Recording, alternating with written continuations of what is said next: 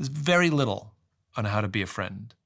And if you think about, if you're going to have a successful career and can survive the stresses of career, and if you're going to have a successful romantic relationship or marriage and survive that, do you know what you need in both of those circumstances? Friends. Because when your marriage is falling apart, you go to a friend. When your job is falling apart, you go to a friend. And there's a few things that I've discovered about friends that I find delightful. And I have been reorganizing my life to, as I mentioned it before, like I've been reorganizing my life to ensure that my friends aren't taken for granted, and that sometimes I do deprioritize work in order to see my friends and spend time with my friends, because I know it feels good to them and I know it feels good to me. And I know that the only reason I can get through any work stress or personal stress I have is because of those magical human beings, and I will not take them for granted.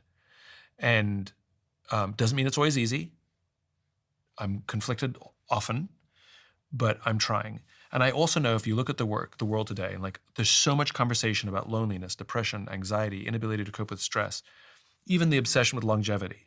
Like there's so much about these subjects. And some people treat it with drugs and then meditation and vacations and like there's so many theories. The one thing that fixes all of those things is friends. Friendship is the ultimate biohack. You know, we've talked about this before. I fundamentally believe that. And if it's so valuable, like if you know vegetables are good for you, you eat more vegetables.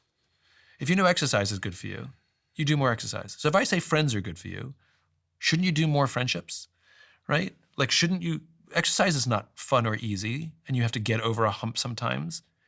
Eating vegetables can sometimes be boring and unsatisfying, but you do it or you find new ways. And so maybe friendship is not always easy or fun, but it's still really, really good for you. And the best thing about friends is it actually doesn't taste like spinach. It's like you get the benefits of spinach, but it tastes like chocolate cake. If you get friendship right, it's the healthiest thing in the world. How do I know if someone's a friend?